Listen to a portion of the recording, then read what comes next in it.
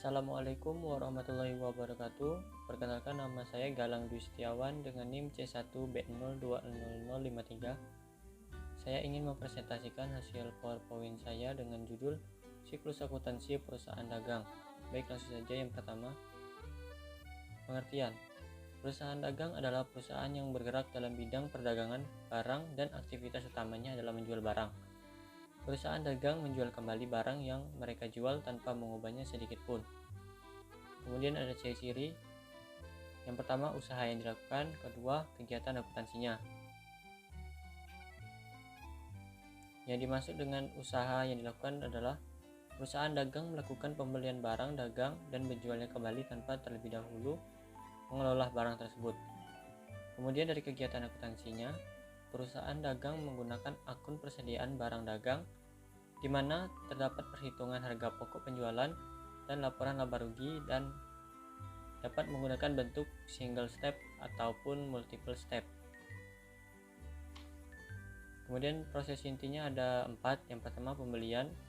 Yang kedua, pengeluaran biaya. Yang ketiga, penjualan. Yang keempat, penerimaan keuntungan. Kemudian ada transaksi dalam perusahaan dagang. Yang pertama, transaksi pembelian barang dagang dibagi menjadi 2, secara tunai dan secara kredit. Yang kedua, transaksi retur pembelian dan pengurangan harga. Yang ketiga, transaksi potongan pembelian. Yang keempat, transaksi beban angkut pembelian. Yang kelima, transaksi penjualan barang dagang. Yang keenam, transaksi retur penjualan dan pengurangan harga. Yang ketujuh, transaksi potongan penjualan. Yang kedelapan, transaksi beban angkut penjualan. Yang kesembilan, transaksi persediaan barang dagang. Yang kesepuluh, transaksi pembayaran utang. Yang kesebelas, transaksi penerimaan piutang. Berikutnya yaitu siklus akuntansinya.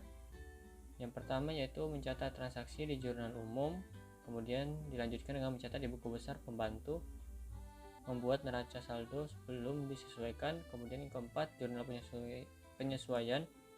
Yang kelima, neraca saldo telah disesuaikan. Yang keenam, membuat laporan keuangan. Yang ketujuh, membuat lembar kerja akuntansi. Yang kedelapan, membuat jurnal penutup. Yang kesembilan, membuat ringkasan penghasilan. Yang ke-10, neraca saldo setelah tutup buku. Yang ke-11, membuat jurnal pembalik. Nah, kesimpulan yang dapat saya ambil dari PowerPoint saya yaitu perusahaan dagang adalah perusahaan yang bergerak di bidang perdagangan. Itu aktivitas utamanya yaitu menjual barang, kemudian tapi tidak diolah barang tersebut, sehingga barang tersebut dalam kondisi sama seperti baru pertama kali dibeli. Kemudian ciri-cirinya ada 2, yaitu usaha yang dilakukannya, kemudian dari kegiatan akuntansinya. Baik, itu saja dari saya akhiri. Wassalamualaikum warahmatullahi wabarakatuh.